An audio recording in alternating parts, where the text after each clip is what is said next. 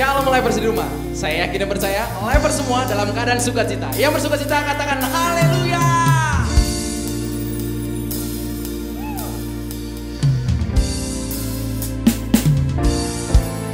Jangan lelah bekerja di ladangnya Tuhan.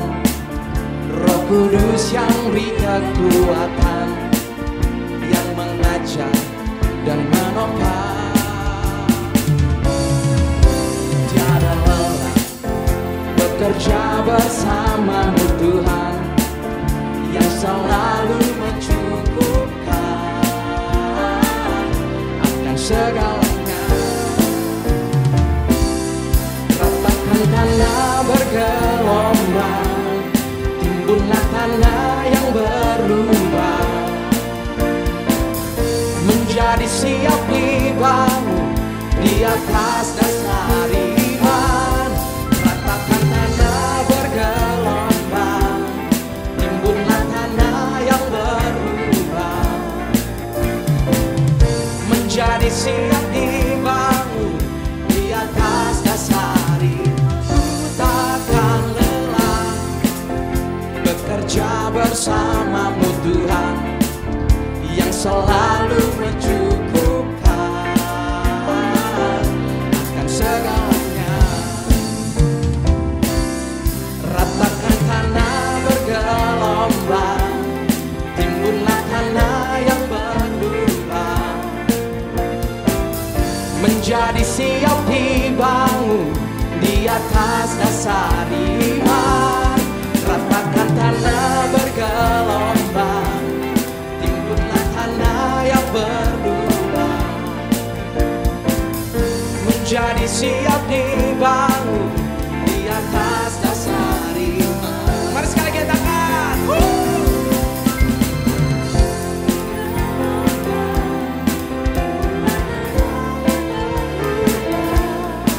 menjadi siap dibangun, menjadi siap di atas dasar iman. Ratakan tanah bergelombang, timbunlah tanah yang berubah, menjadi siap dibangun di atas dasar iman. Menjadi siap dibangun, menjadi siap dibangun, menjadi siap dibangun di atas dasar iman. Haleluya.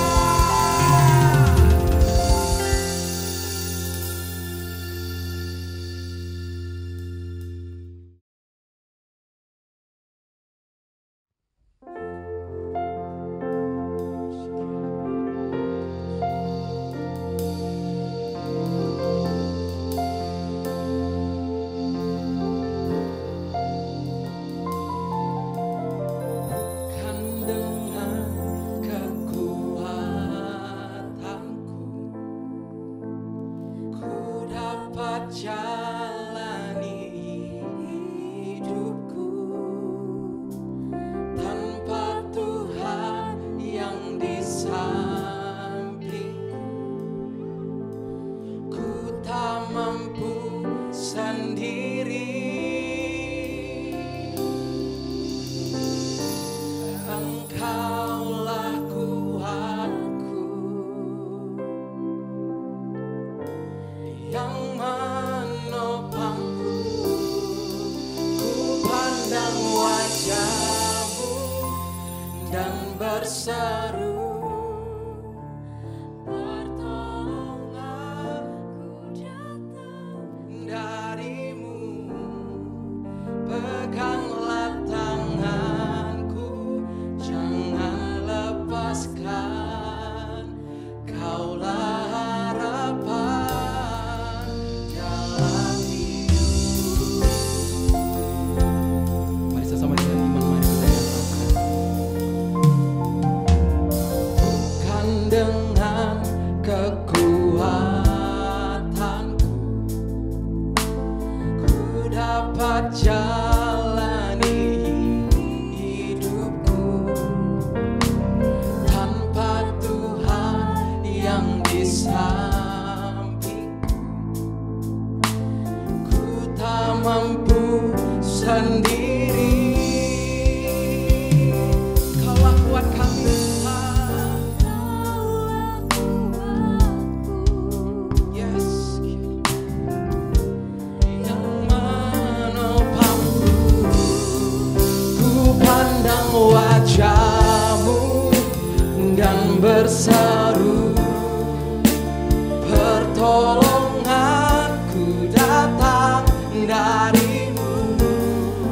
Peganglah tanganku, jangan lepaskan. Kaulah harapan dalam hidupku.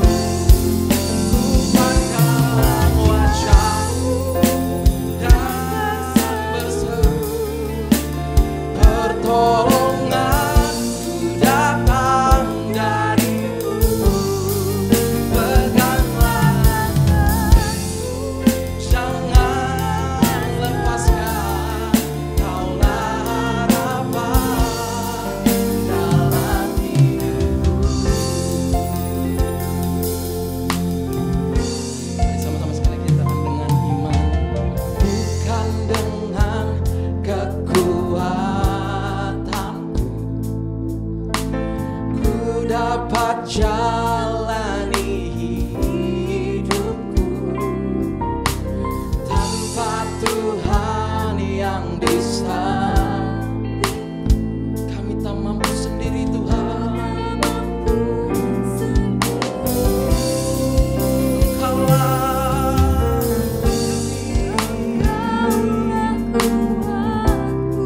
yang selalu menopang kami.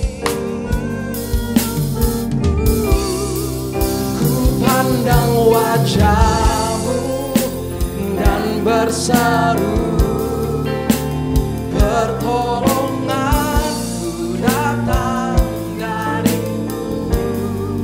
Peganglah tanganku, jangan lepaskan.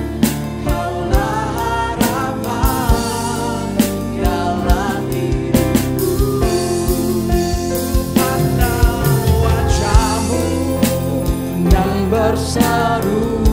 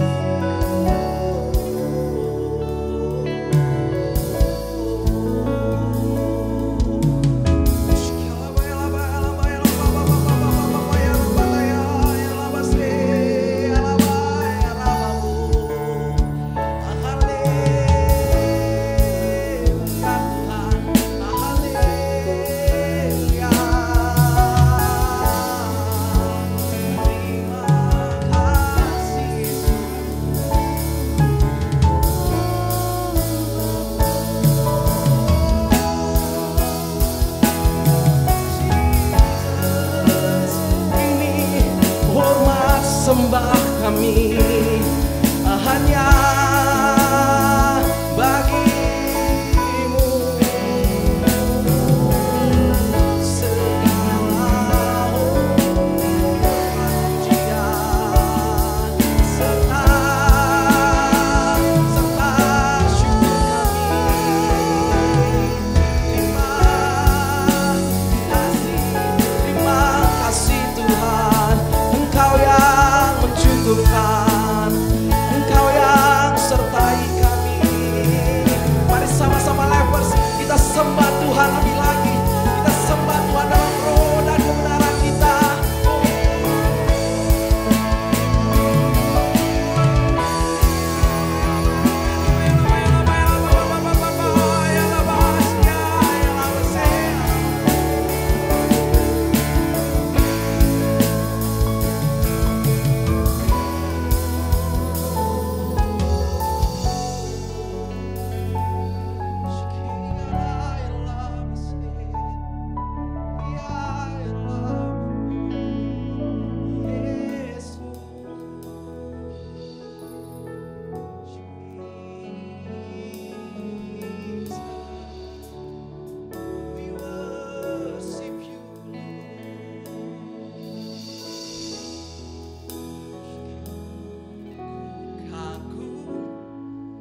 Hormat akan Engkau, ku kagum, hormat akan Engkau.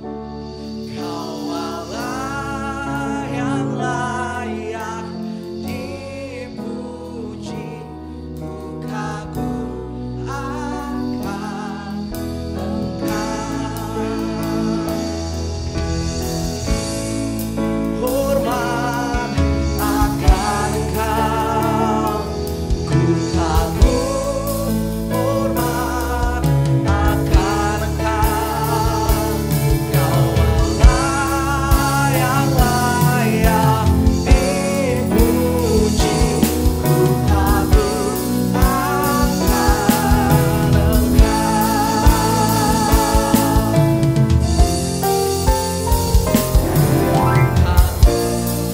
hormat akan Engkau, ku kagum, hormat akan Engkau. Kau Allah yang layak dipuji, ku kagum akan Engkau. Hormat akan Engkau, hormat akan Engkau. Kau Allah yang layak dipuji, ku kagum akan Engkau. Ku kagum, hormat akan Engkau, ku kagum, hormat akan Engkau. Kau Allah yang layak dipuji, ku kagum akan Engkau. Kau Allah yang layak dipuji, ku kagum akan Yesus.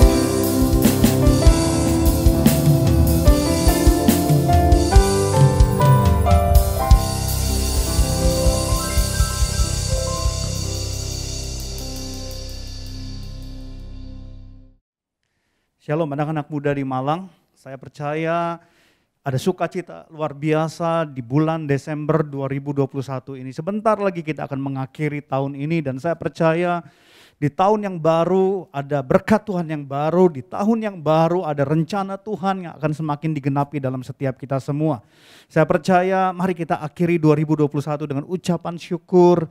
Apapun yang terjadi, apapun tekanan, pergumulan, krisis yang terjadi, kita patut bersyukur karena Tuhan tetap baik untuk selama-lamanya. Sebelum kita mendengar firman Tuhan, mari kita tundukkan kepala. Tuhan, kami bersyukur untuk semua anugerah kebaikan Tuhan.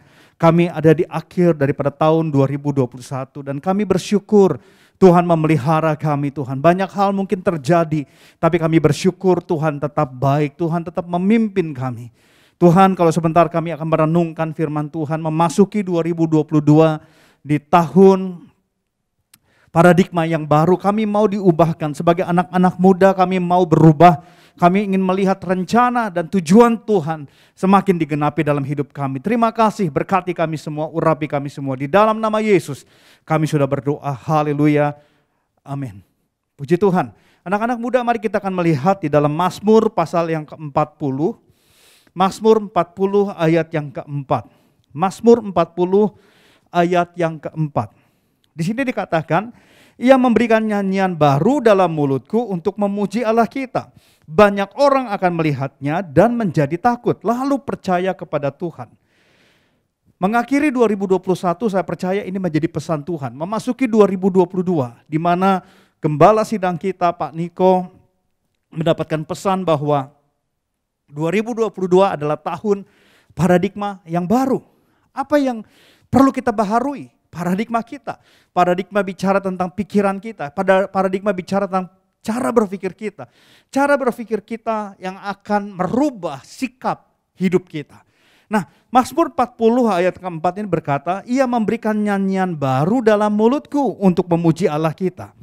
Tidak ada yang aneh. Nyanyian memang untuk memuji Tuhan dalam mulut, saudara. Tetapi perhatikan, banyak orang melihatnya dan menjadi takut lalu percaya kepada Tuhan.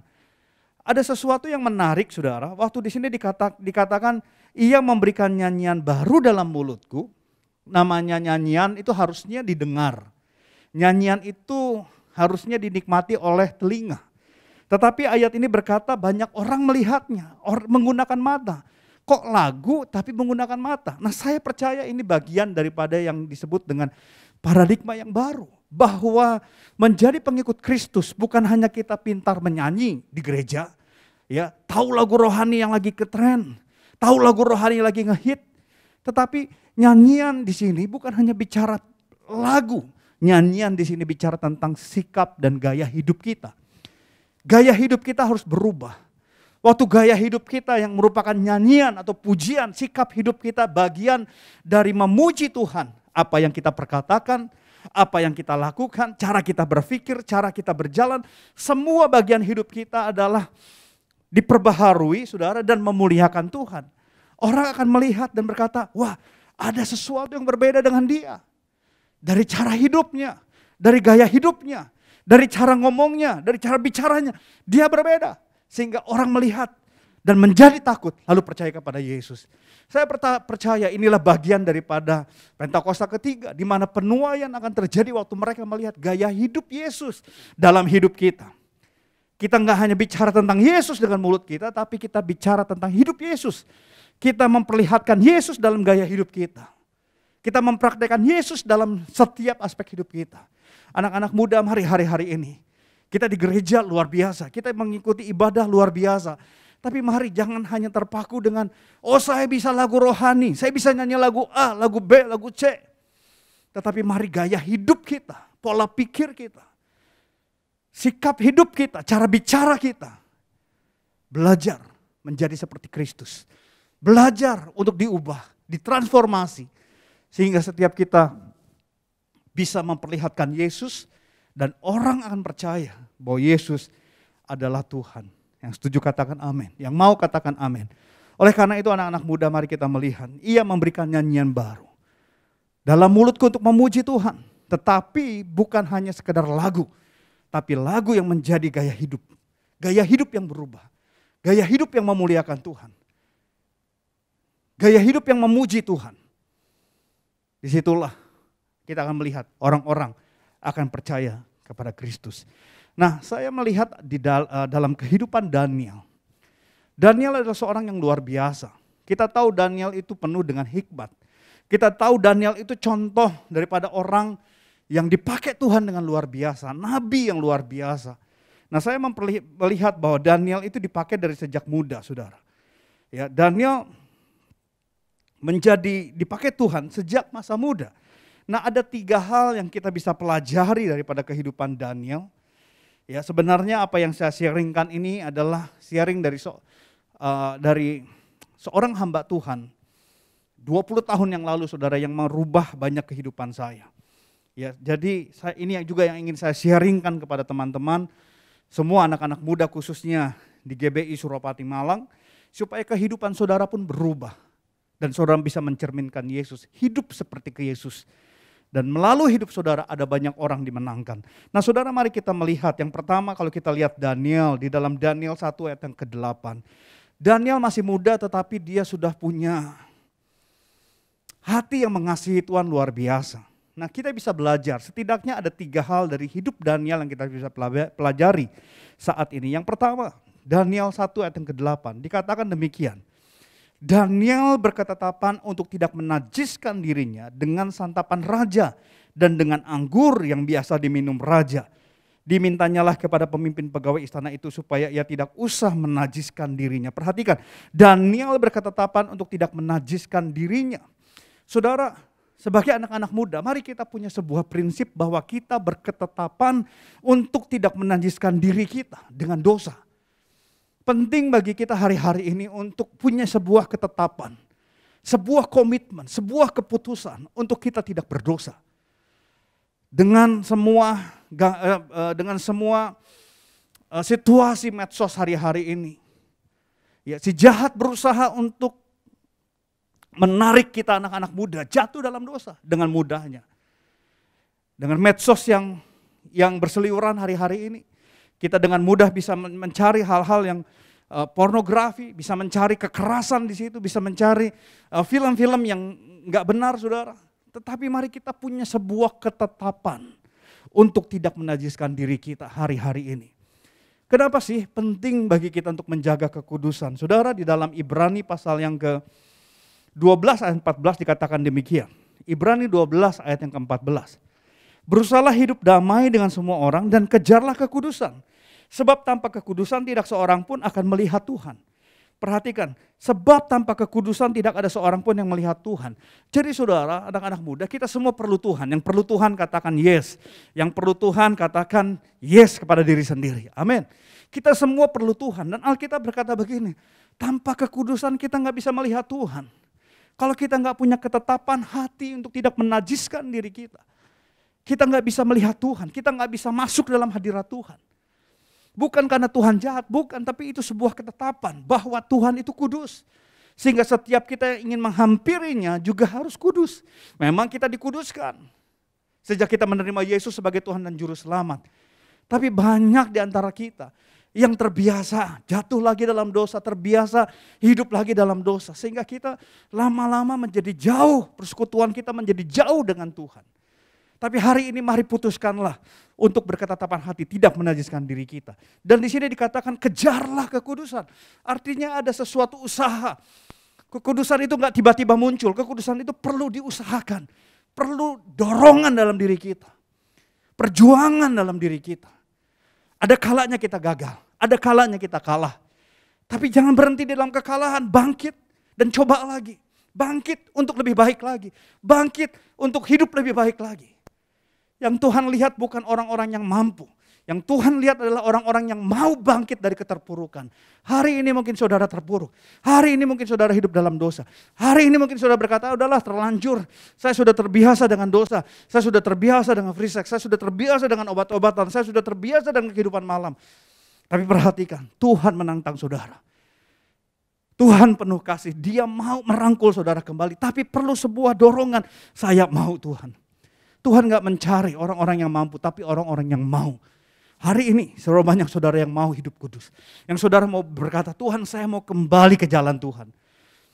Saya mau belajar untuk bangkit. Dan waktu saudara mau belajar untuk bangkit, saudara memutuskan untuk bangkit. Saudara memutuskan untuk mengejar kekudusan. Percayalah Roh Kudus yang memampukan saudara. Percayalah kuasa Tuhan, anugerahnya, kasih karunia-Nya yang memampukan saudara. Amin. Secara manusia kita mungkin nggak sanggup. Oleh karena itu Tuhan hanya butuh respon kita. Dia butuh respon, Tuhan saya mau. Saudara lihat di dalam Lukas pasal 15 tentang anak yang hilang. Ada anak bungsu saudara, menghabiskan harta ayahnya. Ketika dia sudah melarat harta ayahnya yang dia ambil sudah dihabiskan untuk foya-foya. Apa yang terjadi? Dia memutuskan, sekalipun sudah compang-camping, sekalipun sudah bau karena dia tinggal di kandang babi, sekalipun sudah kurus karena dia mungkin gak makan dengan sehat, sekalipun dia sudah mungkin gak mandi berapa lama, dengan penuh kekotoran, dia berjalan kembali kepada bapaknya. Dan waktu dia mulai melangkah jalan kembali kepada bapaknya. Bapaknya melihat dari jauh, bapaknya bersuka cita, bapaknya lari menghampiri dia, merangkul dia. Jadi Tuhan butuh respon pertama kita.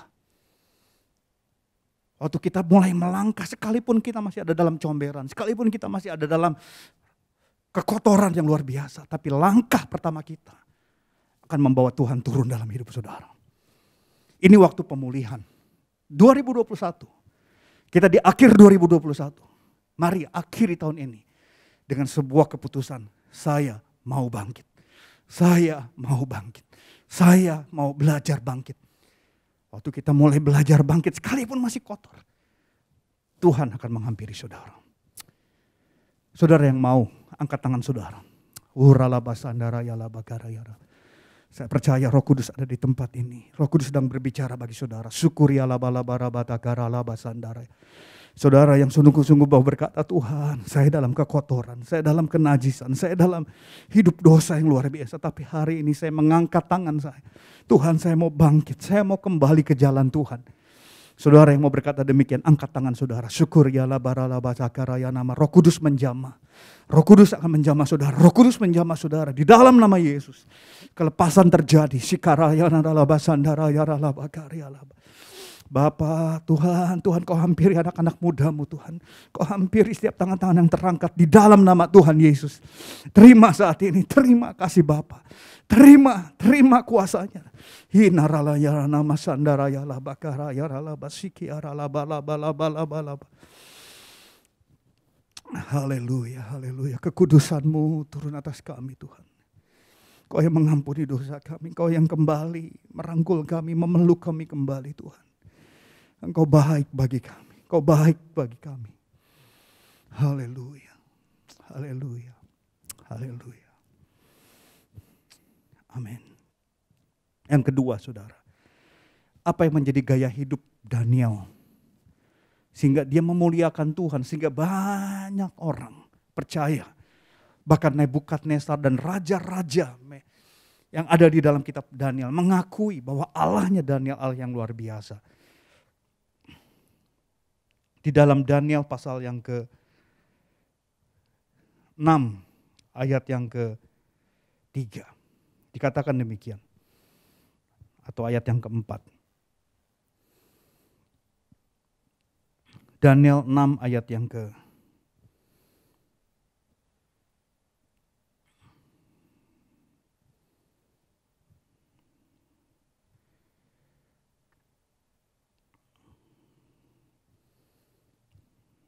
ketiga. Maka Daniel ini melebihi para pejabat tinggi dan para wakil raja itu. Karena itu ia sekali lagi saya bacakan. Maka Daniel ini melebihi para pejabat tinggi dan para wakil raja itu. Karena ia mempunyai roh yang luar biasa. Dan raja bermaksud untuk menempatkannya atas seluruh kerajaannya. Saudara bayangkan, Daniel ini sebenarnya budak. Daniel ini sebenarnya orang buangan. Tapi karena Daniel itu penuh dengan, di sini dikatakan roh yang luar biasa. Dalam bahasa Inggris ditulis dengan excellent spirit. Saudara, apa yang terjadi? Raja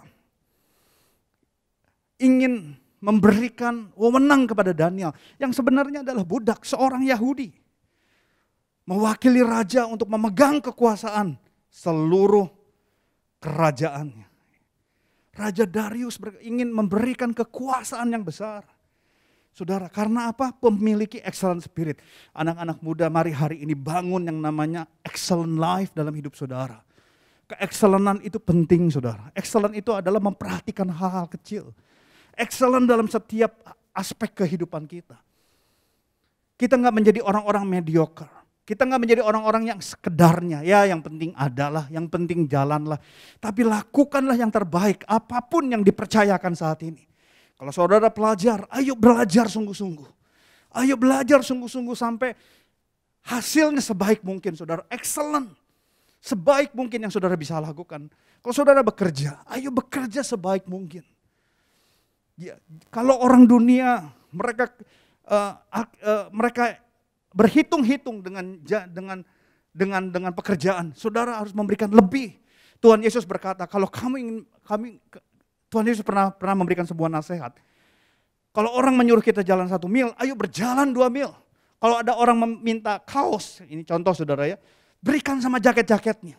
Artinya Tuhan ingin memberikan, kita harus memberikan lebih dari yang bisa kita lakukan. Artinya ayo usaha lebih lagi, ayo bangun diri kita untuk bisa memiliki yang namanya excellent spirit. Dalam pelayanan, lakukan yang terbaik. Lakukan yang bisa kita lakukan yang terbaik. Waktu saudara melakukan yang terbaik, percayalah. Waktu saudara setia dengan perkara kecil, Tuhan akan berikan perkara besar dalam hidup saudara. Yang kedua, yang pertama, Daniel berketetapan untuk tidak menajiskan dirinya. Yang kedua, Daniel punya excellent spirit. Dan yang terakhir, yang ketiga. Ayat yang Daniel pasal 6 ayat yang ke-11. Dikatakan demikian, Daniel pasal 6 ayat yang 11. Demi didengar Daniel bahwa surat perintah itu telah dibuat, pergilah ia ke rumahnya dalam kamar atasnya. Ada tingkap-tingkap yang terbuka ke arah Yerusalem. 3 hari sekali ia berlutut berdoa serta memuji Allahnya seperti yang biasa dilakukannya. Saudara, Daniel punya gaya hidup doa, pujian dan penyembahan. Saudara, mungkin kita udah sering dengar, doa pujian penyembahan, doa pujian penyembahan. Gereja kita DNA-nya doa pujian penyembahan. Pertanyaannya, apakah kita punya gaya hidup tersebut dalam hidup kita? Apakah doa sudah menjadi gaya hidup kita? Apakah memuji dan menyembah Tuhan sudah menjadi gaya hidup kita? Saya ingin menekankan doa di sini, saudara. Apakah doa sudah menjadi gaya hidup kita? Jujur, sebagai anak muda kita malas berdoa. Sebagai anak muda kita mungkin ingin menghindari sebanyak mungkin, sebisa-bisanya pertemuan-pertemuan doa. Tapi saya ingin katakan, ayo bangun kehidupan doa. Doa adalah nafas hidup orang Kristen. Tanpa doa, kekristenan kita menjadi mati.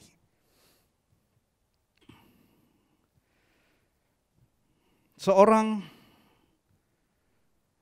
penulis bernama Wesley Brill berkata demikian. Dengan doa kita menggerakkan tangan Allah yang menggerakkan dunia.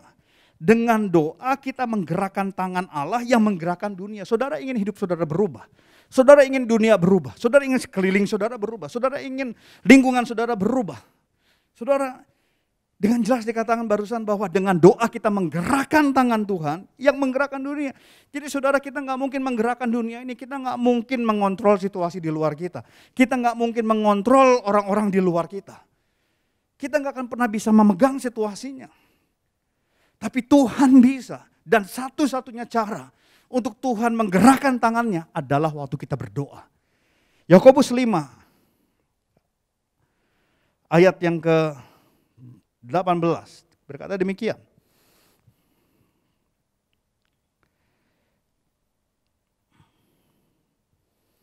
Ayat yang ke-16, maaf.